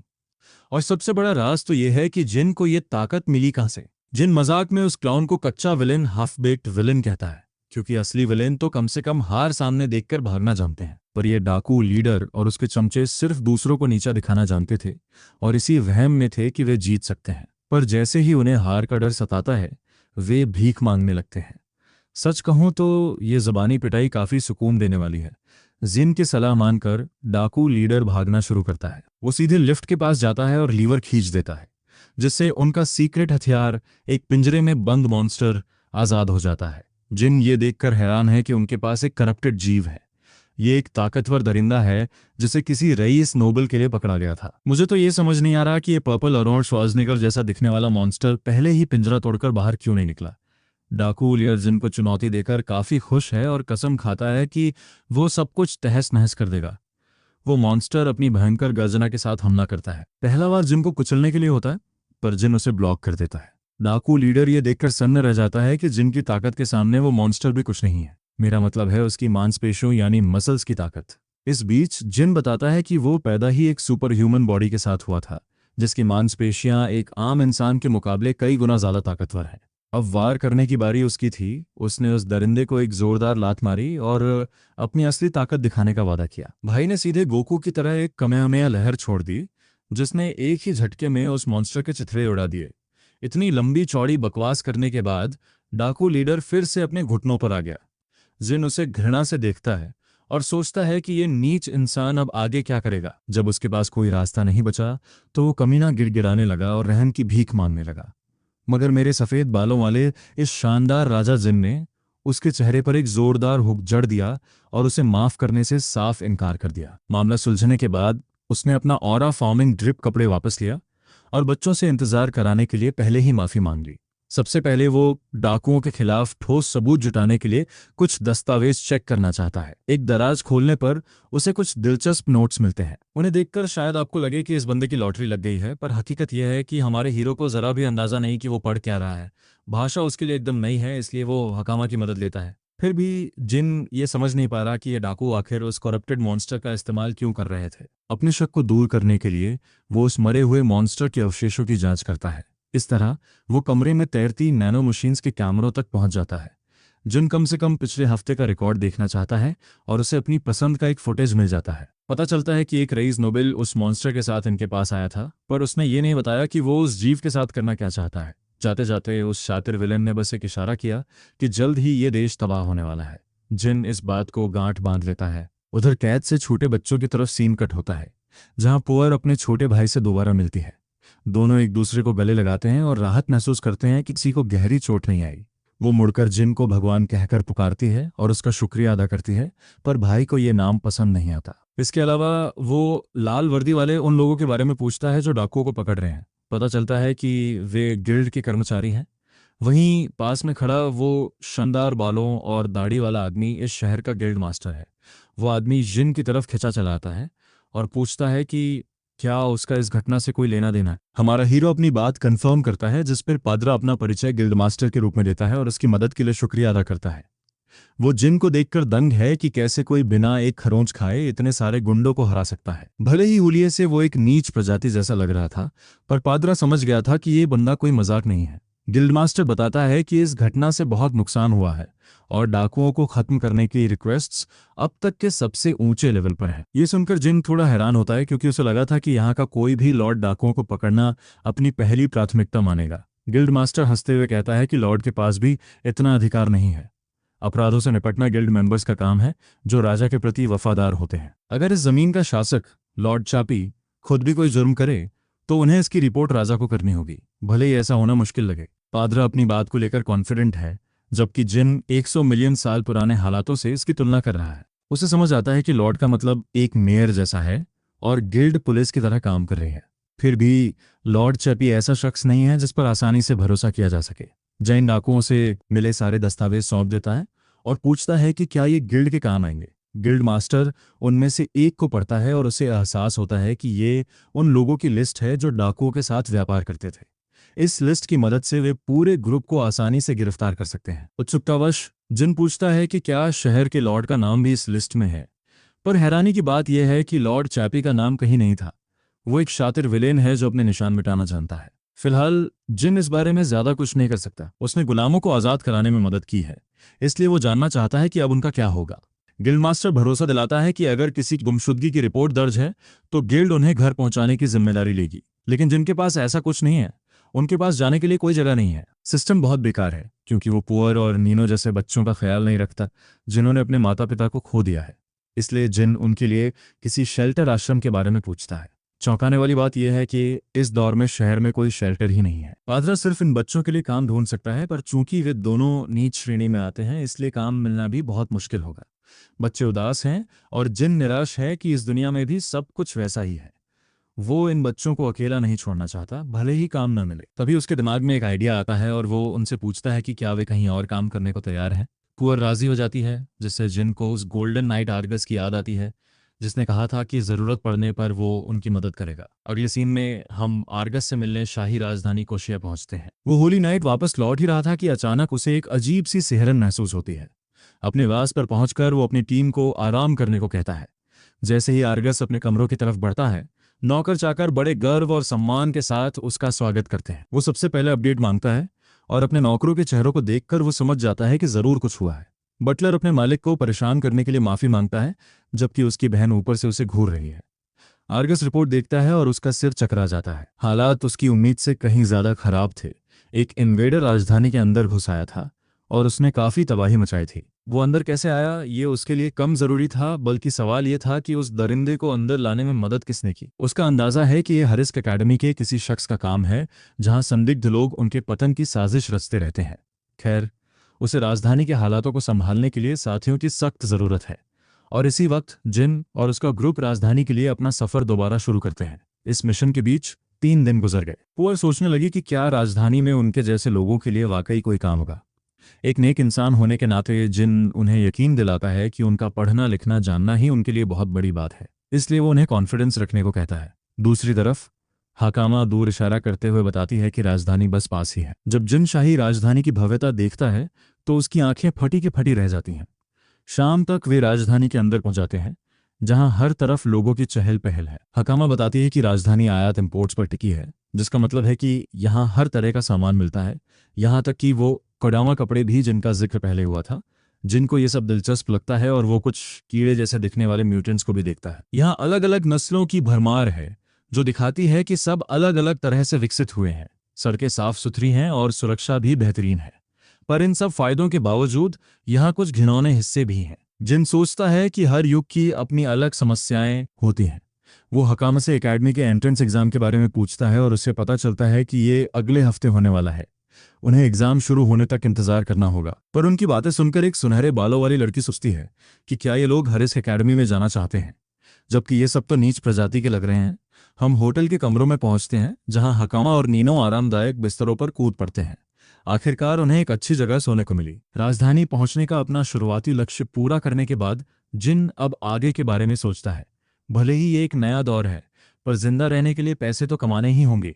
वैसे डाकुओं को खत्म करने के बदले उसे अच्छी खासी रकम मिली थी, पर वो जानता है कि 4 लोगों के लिए ये ज्यादा दिन नहीं टिकेगी। फिर इन बच्चों के लिए काम ढूंढने की समस्या भी है और इसका तुरंत हल सिर्फ आर्गस से मिलना ही है। हालांकि फिलहाल उन्हें नहीं पता कि वो कहाँ है या उससे कैसे संपर्क किया जाए। जिन कई विकल्पों पर विचार करता है और करप्टर्स की जांच को अपनी प्राथमिकता बनाता है। वो जानता है कि इस दौर में कुछ लोग ऐसे मॉन्स्टर्स का इस्तेमाल अपने फायदों के लिए कर रहे हैं। करप्टर्स स्वभाव से बहुत खतरनाक होते हैं, इसलिए उन्हें ऐसे ही नहीं छोड़ा जा सकता। इस बार वो दुनिया को दोबारा तबाह नहीं होने देगा। खैर, वो सहज भाव से हकामा से पूछता है कि यहाँ के लोग रिसर्च के लिए क्या करते हैं। पता चलता है कि वे या तो किताबें पढ़ते हैं या किसी जानकार से सलाह लेते हैं। किताबें बहुत महंगी होती हैं, यहाँ तक कि गांव में भी वे सब मिलकर एक किताब खरीदते थे। वहीं शाही राजधानी में एक शानदार लाइब्रेरी है, जिससे रिसर्च करना आसान हो जाता है। जिनको ये आइडिया पसंद आता है, क्योंकि अब वो उस लाइब्रेरी का इस्तेमाल करके उन सुरागों को ढूंढ सकता है जो कागुरा ने लैब के बारे में छोड़े थे। अगले सीन में भाई रिसेप्शनिस्ट के डेस्क पर है, पर वो लड़की उसे लाइब्रेरी इस्तेमाल करने से साफ मना कर देती है। चूंकि किताबें राष्ट्रीय संपत्ति मानी जाती हैं, इसलिए हर किसी को अंदर जाने की इजाजत नहीं है। सिर्फ किसी मान्यता प्राप्त एकेडमी के छात्र या रईस ही वहां जा सकते हैं। हमारे हीरो के लिए एक और मुश्किल। हकामा मजाक में जिन को याद दिलाती है कि वो तो अभी पढ़ भी नहीं सकता, हालांकि वो अक्षर सीखने की पूरी कोशिश कर रहा है। भाषा पर पूरी पकड़ बनाने में उसे थोड़ा समय लगेगा। भाई अपना सिर खुजला रहा है जैसे उसे किसी एग्जाम की तैयारी करनी हो, जबकि दो नकाबपोश लोग चुपके से उन पर नजर रख रहे हैं। वे जिन के पास आते हैं पर बातचीत की शुरुआत एक जोरदार मुक्के से होती है। हमारा हीरो तुरंत उसका हाथ पकड़ लेता है और उसे ताना मारता है कि परिचय देने का उसका तरीका बड़ा शानदार है। शहर की सुरक्षा के दावे धरे के धरे रह गए जब लोग इस तरह हमला कर रहे हैं, पर वो आदमी घमंडी बना रहता है और जिन उसके मुक्के को हवा में मोड़ देता है, जिससे एक पावरफुल मैजिक ब्लास्ट दूसरी तरफ निकल जाता है। वो फाइटर उसके तेज रिफ्लेक्सेस की तारीफ करता है, जबकि पुअर को समझ नहीं आ रहा कि ये लोग सरेआम आबादी वाले इलाके में डिवाइन पावर का इस्तेमाल कैसे कर रहे हैं। हमारा हीरो जानना चाहता है कि इन लूजर्स का मसला क्या है, और उसे जल्द ही समझ आता है कि किसी ने उसे मारने के लिए इन्हें भेजा है। पर यह तो उसके लिए अच्छा है। भले ही वे गुंडे जिनके ग्रुप को राजधानी छोड़कर भाग जाने की धमकी देते हैं, पर जिन अपनी जगह से टस से मस नहीं होता। वो उन्हें दोबारा हमला करने की चुनौती देता है और अगले ही पल उनका हाथ पकड़कर उन्हें जोर से जमीन पर पटक देता है। एक को उसकी औकात दिखाने के बाद वो दूसरे की तरफ मुड़ता है जो उस पर मैजिक ब्लास्ट छोड़ रहा है। जिन वार को चकमा देने के बजाय उसे सीधे अपने हाथों से रोकता है, जिससे उस गुंडे को लगता है कि उसने भारी नुकसान पहुंचाया है। पर धुएं के पीछे से एक हाथ निकलता है और वो उस आदमी को ऐसे उठा लेता है जैसे उसका कोई वजन ही न हो। गंभीर लहजे में जिन उनका मजाक उड़ाता है कि वे उसे चुनौती देने के लिए बहुत ज्यादा कमजोर हैं, अगर उनमें लड़ने की हिम्मत बची है तो। भाई सच में इस कहानी का गोजो सटोरी है। इस बीच उसका शिकार ये सोच रहा है कि एक नीच प्रजाति के जीव में इतनी ताकत कहाँ से आई। तभी नाइट्स ऑर्डर की टीम लड़ाई रुकवाती है। ये करीना है जो अपनी छुट्टी के दिन इस मुसीबत की वजह से काफी चिढ़ी हुई है। उसे उन हमलावरों की परवाह नहीं है जिन्होंने जिन पर हमला किया। वो बस हकामा और हमारे हीरो को आखिरी बार जेल में डालना चाहती है। अनजाने में ये जिन के लिए ही अच्छा हुआ, क्योंकि इस हंगामे ने आर्गस से जुड़े किसी शख्स का ध्यान अपनी तरफ खींच लिया था, भले ही वो लड़की फिलहाल उसके चेहरे पर चिल्ला रही हो। स्ट्रीट फाइट खत्म करने के बाद करीना जैसे ही जिन को देखती है, वो एक्साइटेड हो जाती है, क्योंकि उसे लगता है कि उसने फिर से उस नीच प्रजाति के जन को शहर में दंगा फसाद करते हुए पकड़ लिया है। वो उसे लेक्चर देना शुरू ही करने वाली होती है, तभी पास में खड़ी एक डेमी ह्यूमन दर्शक उसके पास आती है और गवाही देती है कि उसने सब अपनी आंखों से देखा है। वो बताती है कि असल में जिन पर पहले हमला हुआ था और वो तो बस अपना बचाव कर रहा था। जब करीना हमलावरों के चेहरे देखती है तो उसे तुरंत एहसास होता है कि ये तो उसी की हार्नेस एकेडमी के वही बेवकूफ़ और दंगाई जूनियर्स हैं। वह मन ही मन दुआ करती है कि होली कैप्टन की छोटी बहन फिर से इस पचड़े में न फंसी हो। जिन करीना से उसकी ड्यूटी के बारे में पूछता है और कहता है कि उसे लगा था शहर की कानून व्यवस्था गिल्ड मेंबर संभालते हैं। करीना जवाब देती है कि वह तो बस पास के एक कैफे जा रही थी और रास्ते में व्यवस्था बनाए रखना उसकी जिम्मेदारी है। अब जब उसने खुद जिन को एकेडमी के इतने ताकतवर स्टूडेंट्स को धूल चटाते देख लिया है, तो उसे लगने लगता है कि उसके कैप्टन का शक शायद सही था। ये मामूली दिखने वाला इंसान कोई साधारण चीज नहीं है। वह वहां से निकलने का बहाना बनाती है और जिन को दोबारा लफड़े में न पड़ने की सलाह देती है, पर जिन उसे इतनी आसानी से नहीं जाने देता। वह इस मौके का फायदा उठाकर उससे कैप्टन आर्गस से मिलवाने की जिद करता है। जैसे ही इस प्राचीन इंसान को 7वीं डिवीजन के कैप्टन आर्गस से मिलने का मौका मिलता है, वह सीधे मुद्दे पर आता है और कहता है कि उन्हें काम पर रख लिया जाए। वह आर्गस को उसका पुराना वादा याद दिलाता है। जब आर्गस उन बच्चों के बारे में पूछता है जो उसके साथ आए हैं, तो जिन बताता है कि उसने उन डाकुओं को सफाया कर दिया है जिन्हें आर्गस ढूंढ रहा था और उन्हें गिल्ड के हवाले कर दिया है। आर्गस थोड़ा बेचैन हो जाता है, क्योंकि उसे यकीन नहीं हो रहा कि एक नीच प्रजाति जैसा दिखने वाला शख्स इतना बड़ा काम इतनी जल्दी कैसे कर सकता है। जिन आगे बताता है कि वह नीनो और उसकी बड़ी बहन पू को अपने साथ लाया है क्योंकि उनका और कोई सहारा नहीं है और बाहर लोग उनके साथ जानवरों जैसा सलूक करेंगे। इसलिए वह कैप्टन से उनके लिए किसी काम का इंतजाम करने को कहता है। कैप्टन आर्गस उसे याद दिलाता है कि उसकी ऐसी कोई मजबूरी नहीं है कि वह उनकी मदद करे, पर जिन तर्क देता है कि चूंकि उसने उन्हें बचाया है इसलिए वह उनकी जिम्मेदारी लेने को तैयार है। आर्गस को यह बात दिलचस्प लगती है, जबकि बच्चे अपने मसीहा को उम्मीद भरी नजरों से देख रहे होते हैं। तभी कैप्टन के दिमाग में एक आइडिया आता है और वह इन बच्चों को सौदेबाजी के लिए इस्तेमाल करने का फैसला करता है। वह शांत भाव से जिन से कहता है कि वह बच्चों को अपने यहाँ रहने और काम करने की इजाजत तभी देगा जब जिन एकेडमी में एक टीचर के रूप में काम करने के लिए तैयार हो जाए। जिन बिना सोचे समझे यह शर्त मान लेता है। जल्द ही उन बच्चों को मेड की यूनिफॉर्म पहना दी जाती है। पूरे दिल से कैप्टन का शुक्रिया अदा करती है, जबकि कैप्टन अपने बाकी नौकरों को निर्देश देता है कि वे इन बच्चों को अच्छी ट्रेनिंग दें और इस बात का ख्याल रखें कि उनके साथ कोई भेदभाव न हो। जब जिन आर्गस के साथ बाहर निकलता है तो वो पूछता है कि इस इंस्ट्रक्टर वाली नौकरी के पीछे असली चक्कर क्या है। आर्गस समझाता है कि भले ही उसे ये नहीं पता कि जिन कहाँ से आया है, पर उसकी अंतरात्मा कहती है कि जिन एक भरोसेमंद इंसान है। फिर कैप्टन असली बात पर आता है और बताता है कि वो चाहता है कि जिन चुपके से हार्नेस एकेडमी के अंदर घुसपैठ करे। जिन सीरियस हो जाता है और पूरी बात बताने को कहता है। आर्गस राजधानी के अंदर चल रहे पावर स्ट्रगल के बारे में बताता है। उसके मुताबिक राजा की तबीयत बहुत खराब है और वे कभी भी दम तोड़ सकते हैं, इसलिए सिंहासन के लिए अलग अलग गुटों के बीच एक कोल्ड वॉर छिड़ा हुआ है। वह आगे बताता है कि उत्तराधिकार की लड़ाई के अलावा कुछ ऐसे लोग भी हैं जिनका गद्दी पर कोई हक नहीं है, फिर भी वे सत्ता हथियाना चाहते हैं। जाहिर है ये लोग बेहद खतरनाक हैं और अपने मंसूबों को पूरा करने के लिए करप्टर्स, जिन्हें इस दौर में इन्वेडर्स कहा जाता है, को हथियार के तौर पर इस्तेमाल कर रहे हैं। जिनको लॉर्ड शापियन की याद आती है और उसे एहसास होता है कि यहाँ उससे भी ज्यादा टेढ़े लोग मौजूद हैं। कैप्टन चाहता है कि जिन इन लोगों का पर्दाफाश करे और उनके गुप्त अड्डे का पता लगाए, और उसे सबसे ज्यादा शक हार्नेस एकेडमी पर ही है। तभी आर्गस दरवाजा खटखटाता है और जिन का परिचय अपनी छोटी बहन मेरिया ऑल्टन से कराता है। वह बताता है कि मेरिया उसी एकेडमी में पढ़ती है और वही उसे वहां तक ले जाएगी। मेरिया अपनी कड़वी जबान का इस्तेमाल करते हुए जिन को नीच प्रजाति कहकर बुलाती है, ठीक वैसे ही जैसे करीना ने पहले किया था। कैप्टन उसे रोकने की कोशिश करता है और समझाता है कि ऐसा बोलना बदतमीजी है, मगर वह अपनी बात पर अड़ी रहती है कि वह किसी नीच इंसान को इतने बड़े काम की जिम्मेदारी दिए जाने के खिलाफ है। जिन उसके इस रवैये पर उंगली उठाता है, जिससे कैप्टन शर्मिंदा हो जाता है और उसकी तरफ से माफी मांगता है। करीना जिन के पास आकर फुसफुसाती है कि मेरिया काबिल तो बहुत है, पर उसे इन नीच प्रजातियों से सख्त नफरत है। मेरिया लगातार जिन की बेइज्जती करती रहती है और कहती है कि वह उसे एक इंस्ट्रक्टर के काबिल नहीं मानती। हकामा माहौल को और बिगाड़ देती है जब वह अनजाने में बता देती है कि उसके गार्जियन को तो पढ़ना भी नहीं आता। हालांकि वह तुरंत जिन की ताकत और काबिलियत की तारीफ करना शुरू कर देती है। उसकी बातें सुनकर करीना को अचानक एहसास होता है कि यह मेरिया ही थी जिसने पहले एकेडमी के स्टूडेंट्स को आर्गस पर हमला करने के लिए उकसाया था। कैप्टन फिर से बार बार माफी मांगता है और वादा करता है कि वो अपनी बहन को सुधार देगा। जिन बात पलटते हुए पूछता है कि आखिर उसे एकेडमी में पढ़ाना क्या है। आर्गस जवाब देता है कि उसके मुआयने के हिसाब से जिन स्पिरिट आर्ट्स में काफी माहिर है, इसलिए वह बेसिक फंडामेंटल्स सिखाने के लिए एकदम सही बंदा है। वह 4 बुनियादी स्पिरिट आर्ट्स के नाम गिनाता है: इग्निशन आग, डिस्चार्ज बिजली, फ्रीजिंग बर्फ और हीलिंग उपचार। वह कहता है कि अगर कोई इनमें से 2 भी इस्तेमाल कर ले तो उसे काफी काबिल माना जाता है।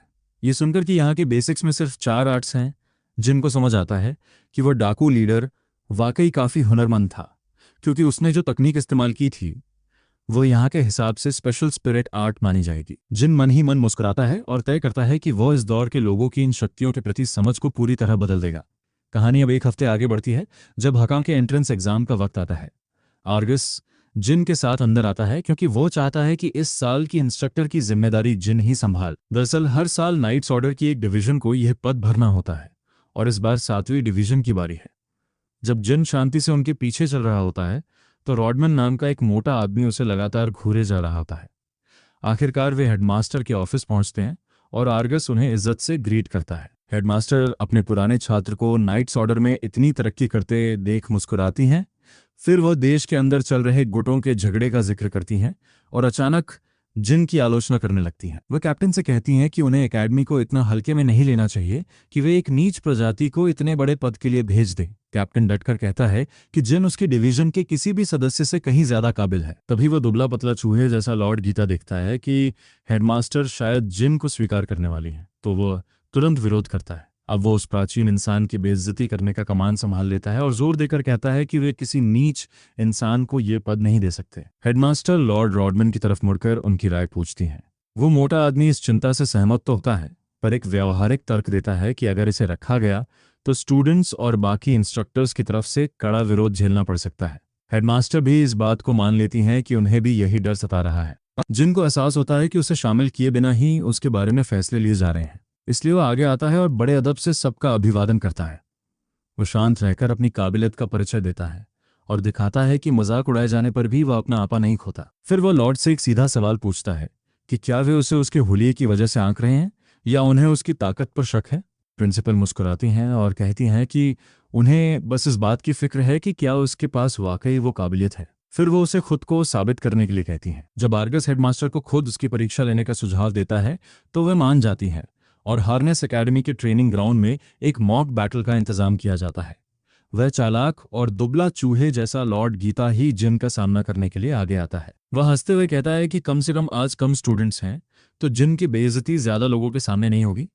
हेडमास्टर नियम समझाती हैं और साफ कर देती हैं कि वे सिर्फ स्पिरिट आर्ट्स का इस्तेमाल करेंगे, क्योंकि वे अपने नए ट्यूटर से यही उम्मीद करती हैं। कुछ स्टूडेंट्स ये मैच देखने के लिए जमा हो जाते हैं, जिनमें मीरिया भी शामिल है। वो काफ़ी एक्साइटेड है क्योंकि उसने पहले कभी उस लॉर्ड को खुद लड़ते हुए नहीं देखा था। जिन जानता है कि इसका अंजाम क्या होगा, फिर भी वो एक ठंडी आह भरता है और एकेडमी को अपनी ताकत का ट्रेलर दिखाने के लिए तैयार हो जाता है। इधर आर्गस थोड़ा नर्वस होने लगता है। ये पहली बार था जब वो अपने रिकमेंड किए हुए बंदे को दूसरों के सामने लड़ते हुए देख रहा था, और उसे डर था कि कहीं जिन सबकी नज़रों में उसे शर्मिंदा न कर दे। दूसरी तरफ लॉर्ड गीता बहुत एक्साइटेड लग रहा है और इस मैच को जल्दी खत्म करना चाहता है। जिन को उसकी औकात दिखाने के लिए वो पहला वार करने का ऐलान करता है और एक विशाल फायरबॉल छोड़ता है। उसे लगता है कि एक ही वार में जिन का काम तमाम हो जाएगा। जिन बड़े आराम से उस हमले को चकमा दे देता है, जबकि वो चूहा लॉर्ड अभी भी इस वहम में है कि वो यह मुकाबला जीत जाएगा और कैप्टन को गलत साबित कर देगा। वह अपने सबसे बड़े हथियार लाइटनिंग स्पीयर्स बिजली के भाले से हमला करता है, पर जिन हर वार को बचा लेता है, जिससे लॉर्ड का पारा चढ़ने लगता है। लॉर्ड को लगता है कि जिन बस डर कर भाग रहा है, जबकि जिन मन ही मन सोच रहा है कि ऐसी ताकत कभी इंसानों के खिलाफ इस्तेमाल करने के लिए नहीं बनाई गई थी। मगर अब जब कोई और रास्ता नहीं बचा, तो जिन अपना असली खेल दिखाने का फैसला करता है और जानबूझकर एक अनोखी स्पिरिट आर्ट रिवील करता है। वह ग्रेविटी मैनिपुलेशन, गुरुत्वाकर्षण नियंत्रण का इस्तेमाल करता है और लॉर्ड गीता को जमीन पर ऐसा पटकता है कि वह हिल तक नहीं पाता। इससे साफ हो गया कि लॉर्ड के पास कोई मौका ही नहीं था और उसका घमंड मिट्टी में मिल गया। हेडमास्टर और मोटा लॉर्ड रॉडमन ये देखकर सन्न रह जाते हैं। यहाँ तक कि आर्गस और उसकी बहन मिया भी फटी आंखों से ये सब देख रहे होते हैं। उन्होंने आज तक ऐसी ताकत नहीं देखी थी। जब वे पूछते हैं कि आखिर हुआ क्या, तो जिन शांति से समझाता है कि उसने बस लॉर्ड के आसपास की ग्रेविटी को बदल दिया था। जब वह लोगों को ये कहते सुनता है कि उन्होंने ऐसा पहले कभी नहीं देखा, तो जिन मुस्कुराता है। उसे समझ आ गया है कि इस एकेडमी के स्टूडेंट्स और इंस्ट्रक्टर्स को अभी बहुत कुछ सीखना बाकी है। लॉर्ड गीता जमीन पर रेंगते हुए गुस्से में अपने दांत पीस रहा है और बेहद लाचार लग रहा है। उस बूढ़े पर तरस खाकर हमारा हीरो आखिरकार ग्रेविटी का प्रेशर हटा लेता है। गीता पागलों की तरह चिल्लाने लगता है कि ऐसी तकनीक का वजूद ही नहीं हो सकता। वो आरोप लगाता है कि इस नीच इंसान ने जरूर कोई गैर कानूनी चाल चली है। हमारा लड़का वहां चुपचाप खड़ा रहता है और उन गालियों को एक चैंपियन की तरह झेलता है। जब वो बूढ़ा किसी कैरन की तरह उसके मुंह पर चीख रहा होता है, तो हेडमास्टर ये नज़ारा देखकर अपना फैसला सुना देती हैं। आसपास के स्टूडेंट्स भी काफ़ी इंप्रेस होते हैं। खासतौर पर मीरिया को यह समझ नहीं आ रहा कि एक मामूली इंसान इतनी डिवाइन पावर कैसे कंट्रोल कर सकता है। उसकी जिज्ञासा बढ़ जाती है और वो ये पता लगाने के लिए ठान लेती है कि आखिर ये जिन है कौन। कहानी अब एक हफ्ते बाद के वेलकम सेरेमनी पर पहुंचती है।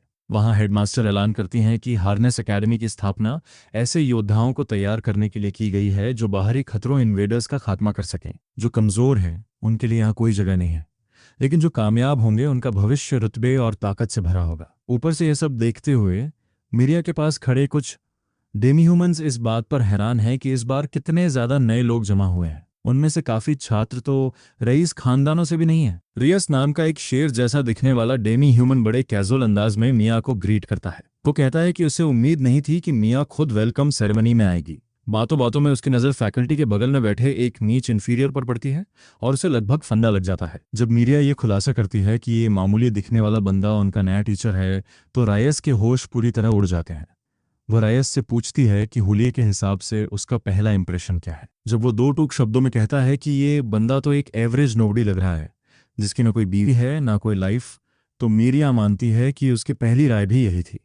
चारों तरफ से अपनी ओर गड़ी नज़रों को महसूस करते हुए जिन तुरंत समझ जाता है कि वो पहले ही दिन से एकेडमी की खुल्लम खुल्ला जांच शुरू नहीं कर सकता। सबसे पहले उसे अपनी इमेज एक बेकार इन्फीरियर से बदलकर कुछ न्यूट्रल और कम खतरनाक बनानी होगी। अभी उसे ऐसा लग रहा है जैसे उसकी पीठ पर एक बड़ा सा टारगेट पेंट किया हुआ है। सेरेमनी खत्म होने के बाद आखिरकार उसकी पहली क्लास का वक्त आता है। उधर लॉर्ड गीता सीनियर स्टूडेंट्स को इकट्ठा करते हैं और ऐलान करते हैं कि रेगुलर क्लासेस फिर से शुरू हो गई हैं। वो उन्हें सीधे चेतावनी देते हैं कि इस साल आए नए टैलेंट से पीछे न छूटे। फिर वो गुस्से में पूछते हैं कि आखिर आधी से ज्यादा क्लास गायब क्यों है। वो बुड्ढा मन ही मन मुस्कुरा रहा है, क्योंकि उसे बखूबी पता है कि ये छात्र एक नीच इंसान से पढ़ने के बजाय मरना पसंद करेंगे। उस चूहे जैसे गीता ने जानबूझकर ये बात फैला दी थी कि आज का लेक्चर जिन लेने वाला है। हैरानी की बात यह है कि हमारे प्रोफेसर को इससे रत्ती भर भी फर्क नहीं पड़ता। वो पूरे कॉन्फिडेंस के साथ पोडियम पर खड़े होते हैं और अपना परिचय नए स्पिरिट टेक्निक्स इंस्ट्रक्टर के रूप में देते हैं। रईस बिना वक्त गंवाए बेशर्मी से पूछता है कि क्या वाकई उनमें वो काबिलियत है कि वो एकेडमी की सबसे एलीट क्लास को पढ़ा सकें। हमारा हीरो एक शांत मुस्कान के साथ जवाब देता है, ये तुम्हें जल्द ही पता चल जाएगा। वो उस शेर डेमीह्यूमन से ये भी कह देता है कि अगर उसे ये क्लास अपने लेवल से नीचे लगे तो वो जाने के लिए आज़ाद है। इसी के साथ वो तुरंत एक नियम लागू कर देता है कि चाहे जो हो जाए, डिवाइन पावर का इस्तेमाल इंसानों के खिलाफ कभी नहीं करना है। वजह समझाते हुए वो कहता है कि डिवाइन पावर को इन्वेडर्स इन्विटर्स की हीलिंग पावर को दबाने के लिए बनाया गया था, लेकिन इंसान चोट लगने के बाद नेचुरली रिकवर करते हैं, जिससे साफ है कि इसका असली मकसद हमेशा से इन्वेडर्स को मिटाना था। ये सुनकर पीछे बैठा एक बड़बोला छात्र बकवास शुरू कर देता है, उसे सॉफ्ट कहता है क्योंकि उसके पास डिवाइन पावर की कमी है। वो बदतमीज छात्र जिद करता है कि वो अपनी ताकत जैसे चाहे वैसे इस्तेमाल करेगा। थोड़ा चिढ़कर प्रोफेसर जैन उसे टेस्ट करने के लिए बुलाते हैं कि क्या वो वाकई उतने कमजोर हैं जितना वो समझ रहा है। क्लास के बीच में ही वो उस छात्र से कहते हैं कि वो अपने सबसे खतरनाक मूव से उन पर वार करे। वो लड़का घमंड में मुस्कुराते हुए कहता है कि अगर प्रोफेसर को एक खरोंच भी आई तो वो फिर कभी क्लास में पैर नहीं रखेगा। मौका देखते ही वो अपनी ऊर्जा से कड़कती एक लाइटनिंग स्पीयर बिजली का भाला तैयार करता है। यहाँ तक कि लॉर्ड गीता भी घबरा जाते हैं कि कहीं इस खतरनाक हमले से क्लासरूम ही तबाह न हो जाए। बिना हिचकिचाए वो छात्र भाला सीधे जिन की तरफ छोड़ता है, जिससे पूरे कमरे में धूल का गुबार छा जाता है। सबने मान लिया था कि वो इन्फीरियर अब तक खत्म हो चुका होगा, लेकिन तभी उस धुंध में से एक ब्लेड तेजी से निकलता है और उस लड़के के चेहरे के ठीक बगल से गुजरते हुए दीवार में धंस जाता है। जिन बड़े ठंडे अंदाज में कहते हैं कि अगर वो वाकई उसे मारना चाहते तो ये तलवार उसके आर पार होती। इसी के साथ वो इस सेमेस्टर का पहला सबक देते हैं, किसी को सिर्फ उसके हुलिये से मत आंकना। रायस चुपचाप ये सब देख रहा है और सोच रहा है कि क्या वो तकनीक स्पिरिट आर्ट की कैटेगरी में आती भी है या नहीं। प्रोफेसर जिन अपनी बात जारी रखते हुए समझाते हैं कि इन्फीरियर्स को नीच इसलिए कहा जाता है क्योंकि उन्हें कमजोर समझा जाता है। फिर वो पूछते हैं कि जब वो खुद उनसे कई गुना ऊपर है तो वो उन्हें क्या कहेगा। उसकी आभा ऑरा अपने चरम पर पहुंचती है और वो खुद ही जवाब देता है कि मैं तुम्हारा टीचर हूं। इसके बाद वो दूसरा सबक देते हैं। वो उसी लड़के से पूछते हैं कि क्या उसे पता है कि स्पिरिट आर्ट्स एक्टिवेट करने के लिए क्या चाहिए। लड़का कहता है कि ये तो सबको पता है, सब इमेजिनेशन कल्पना का खेल है। अगर आप किसी चीज को साफ साफ सोच सकें तो स्पिरिट्स उसे पूरा कर देती हैं। प्रोफेसर जैन सहमत होते हैं कि कल्पना जरूरी है, पर वो एक ऐसी चीज बताते हैं जो उन सबके पास नहीं है। वो समझाते हैं कि स्पिरिट्स असल में अलग अलग वेवलेंथ तरंग दैर्ध्य पर काम करती हैं और वही उनके एक्शन को ट्रिगर करती हैं। कुल 8 प्राइमरी वेवलेंथ्स होती हैं। ज्यादातर लोग सिर्फ 4 जानते हैं, इग्निशन, डिस्चार्ज, हीलिंग और फ्रीजिंग। मगर gravity control, light control, atmosphere control और स्पेशल मैनिपुलेशन का वजूद भी है। लॉर्ड गीता को लगभग दौरा पड़ जाता है जब वे उसे इन 8 वेवलेंथ्स को इतनी आसानी से इस्तेमाल करते देखते हैं। इस खुलासे के साथ हमारा हीरो अपना पहला असली लेक्चर शुरू करता है। बाद में उसी शाम वो एकेडमी के राजों की जांच शुरू करने के बारे में सोचता है। कैंपस में हर कोने पर छात्र भरे हुए हैं। क्लास में हुए उस प्रदर्शन के बाद हर तरफ उसी की चर्चा है। अगर उसे जवाब चाहिए तो उसे ऐसी जगह जाना होगा जहां छात्रों का जाना मना है। रास्ते में उसका सामना मीडिया से होता है। वो बिना लाग लपेट के उससे पूछती है कि वो सच सच बताए कि वो असल में कौन है। वो पलटकर पूछता है कि वो भला उस नीच इंसान के अलावा और क्या हो सकता है जो सब उसे समझते हैं। वो मानती है कि उसकी बात सही होती अगर वो बिना किसी मेहनत के उन 8 स्पिरिट आर्ट्स को कमांड न कर रहा होता। यहाँ तक कि ज्यादातर डेनीह्यूमन भी ऐसा नहीं कर सकते। हमारा हीरो कंधे उचकाता है और कहता है कि ये उतना मुश्किल नहीं है, ये बस अलग अलग टैब्स के बीच स्विच करने जैसा है। बेशक वो जानता है कि कहने के मुकाबले ये असल में बहुत कॉम्प्लेक्स है। वो रिक्वेस्ट करती है कि ये बातचीत कहीं अकेले में की जाए। एक बार अकेले होने पर वो फिर से वही सवाल पूछती है। इस बार वो दावा करता है कि वो बस एक मामूली इंसान है जिसे कोदामा गांव के नीचे कुछ मिलियन सालों के लिए कोल्ड स्लीप में डाल दिया गया था। उसका मजाक उड़ाने के लिए वो पूछती है कि सोने से पहले वो क्या करता था। जिन ईमानदारी से जवाब देता है कि वो अपने देश का एक स्पेशल फोर्सेस एजेंट था। भले ही हजारों साल बीत गए हों, पर उसे वो दिन ऐसे याद हैं जैसे कल की बात हो। जिज्ञासावश वो आगे पूछती है कि जो अपने देश के लिए लड़ा, उसे ऐसे सील क्यों किया गया। वो उदास होकर मानता है कि वो अपने मिशन में फेल हो गया था। उसे लगा था कि अगर वो खुद को पूरी तरह झोंक दे तो सबको बचा लेगा, पर अंत में उसने सब कुछ खो दिया। वो ये भी कबूल करता है कि प्रोफेसर बनना कोई इत्तेफाक नहीं था, उसे ऑल्टन परिवार के प्रभाव की जरूरत है। फिर वो पूछता है कि वे कहाँ जा रहे हैं। वो उसे एक धूल भरे पुराने कमरे में ले जाती है और बताती है कि ये पहले इंस्ट्रक्टर्स का स्टोर रूम हुआ करता था। वहाँ एक शेल्फ पर उल्लू की मोती आउल स्टैचू तुरंत उसका ध्यान खींचती है। वो पूछता है कि उसे यहाँ लाने की असली वजह क्या है। मिरिया मानती है कि वो इस स्टोर रूम के ठीक बगल वाली खाली जगह की जांच कर रही है। वो जगह इतनी बड़ी है कि उसे बेकार छोड़ना नामुमकिन है, इसलिए उसे यकीन है कि वहाँ कुछ बड़ा छिपा है।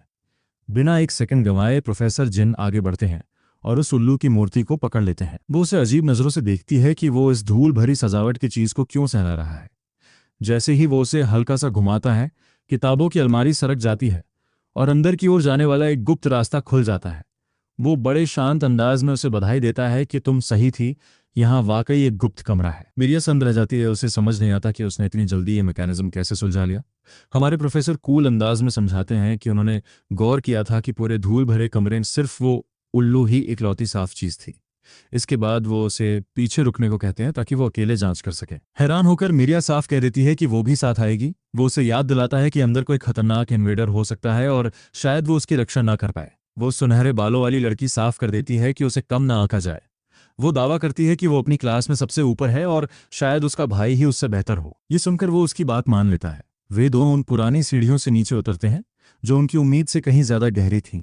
मिरिया मन ही मन सोचती है कि घने अंधेरे में लाइट को इतनी आसानी से कंट्रोल करना कितना सुविधाजनक है। जिन मजाक में कहता है कि ये जगह किसी फैंटेसी गेम के डंजन जैसी लग रही है जहां मॉन्स्टर्स पैदा होते हैं, जिसे सुनकर वो लड़की कंफ्यूज हो जाती है क्योंकि उसे गेमर रेफरेंस समझ नहीं आया। वो फिर से उसके अतीत की बात छेड़ती है। वो पूछती है कि क्या उसे पहले से किसी पर शक है, क्योंकि खतरों को ढूंढना ही उसका काम था। जिन को हंसी आती है कि उसने उसकी अजीब सी कहानी को कितनी जल्दी मान लिया। उसके भरोसे के इनाम के तौर पे वो बताता है कि उसे लॉर्ड रॉडमन पर गहरा शक है।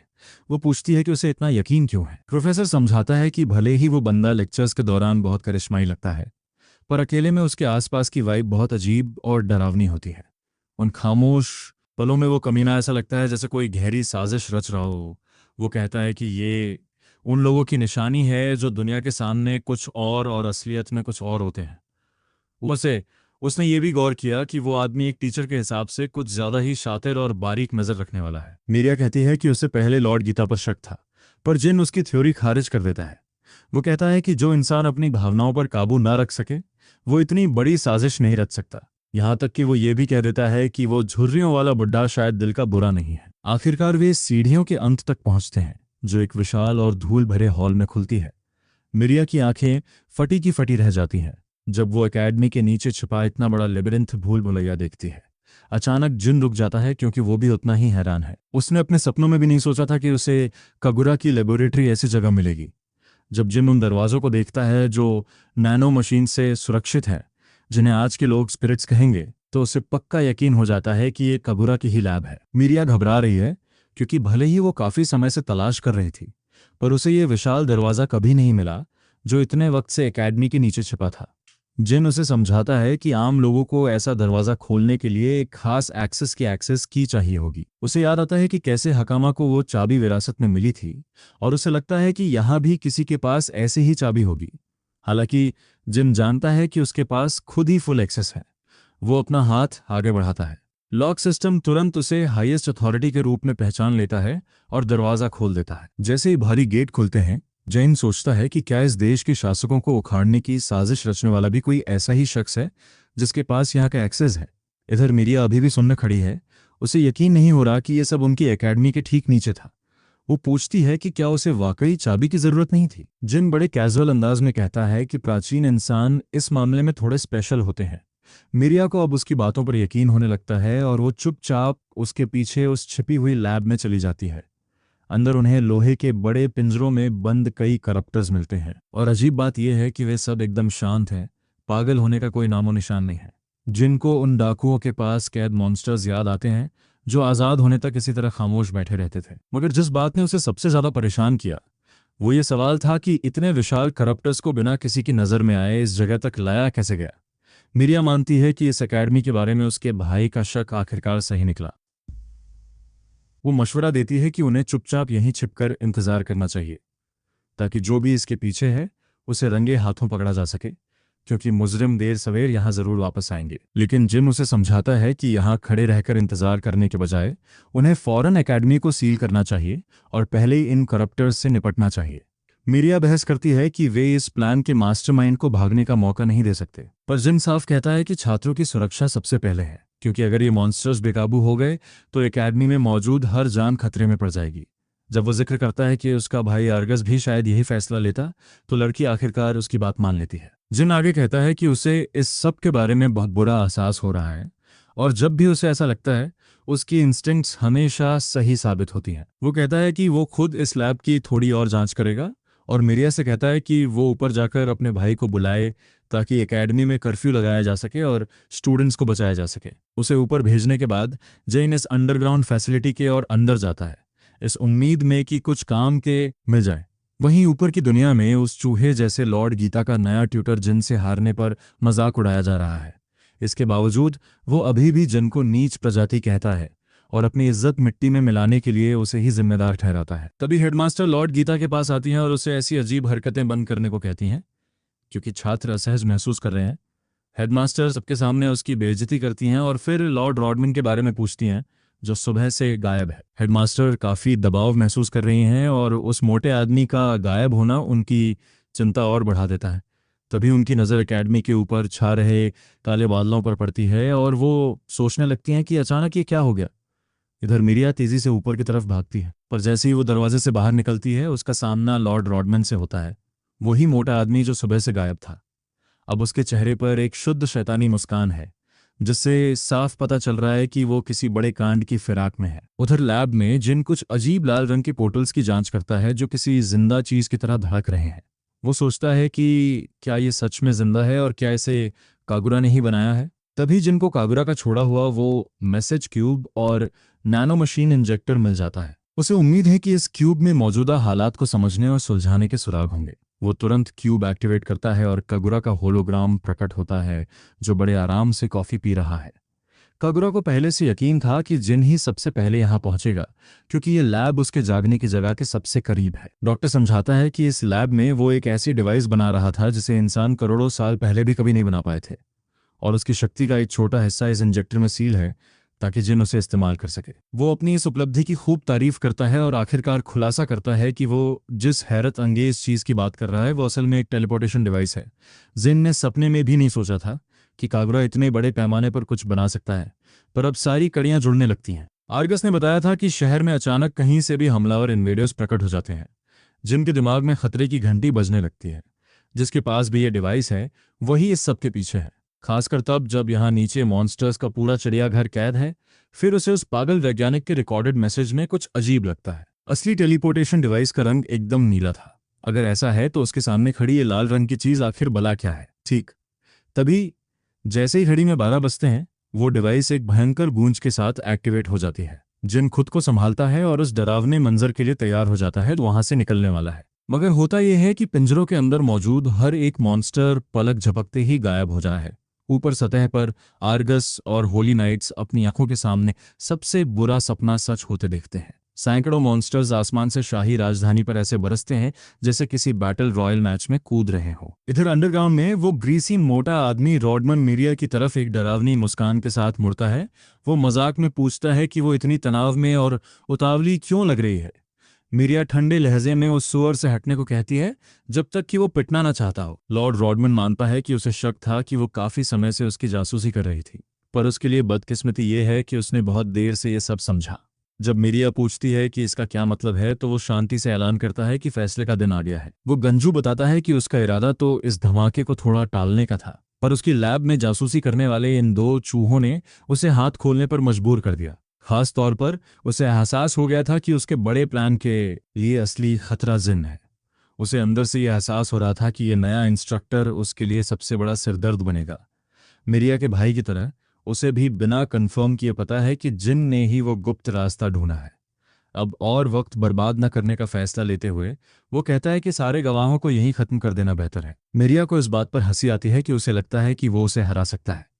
रॉडमन के चेहरे पर एक राक्षसी मुस्कान फैल जाती है और वो अपनी बेहिसाब ताकतों की डींगे मारने लगता है, पर उसे अंदाजा भी नहीं है कि एक लड़की उसके पीछे चुपचाप एक ऐसे बर्तन के साथ खड़ी है जो उसके अपने सिर से भी बड़ा है। मिरिया अब सीने पसीने है। उसे समझ नहीं आ रहा कि वो डरे या इस बेतुके प्लान की कामयाबी पर शक करे।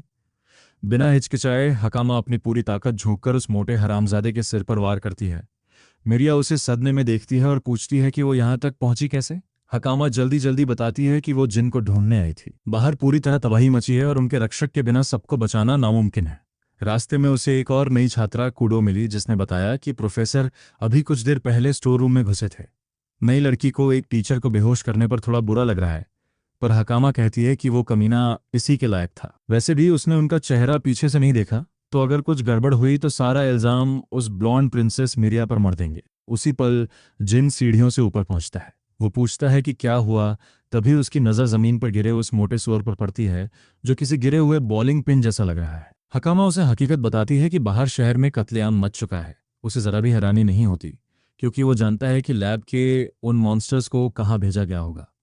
मीडिया का चेहरा पीला पड़ जाता है जब उसे सच्चाई समझ आती है और वे तीनों बिना एक पल गंवाए बाहर की तरफ भागते हैं। पूरे शहर में आग लगी है और आधा शहर खंडहर बन चुका है। डरे हुए नागरिक अपनी जान बचाने के लिए इधर उधर भाग रहे हैं। उन सभी हमलावरों के बीच एक मॉन्स्टर जो किसी भीमकाय विलगैक्स जैसा दिख रहा है सबसे ज्यादा खूंखार लग रहा है। अपने प्यारे घर की यह हालत देखकर मीडिया के मुंह से आवाज नहीं निकलती। वहीं जिन के सीने पर नाकामी का बोझ फिर से भारी हो जाता है। उसे लगता है कि उसे मौका मिलते ही उस डिवाइस को तबाह कर देना चाहिए था।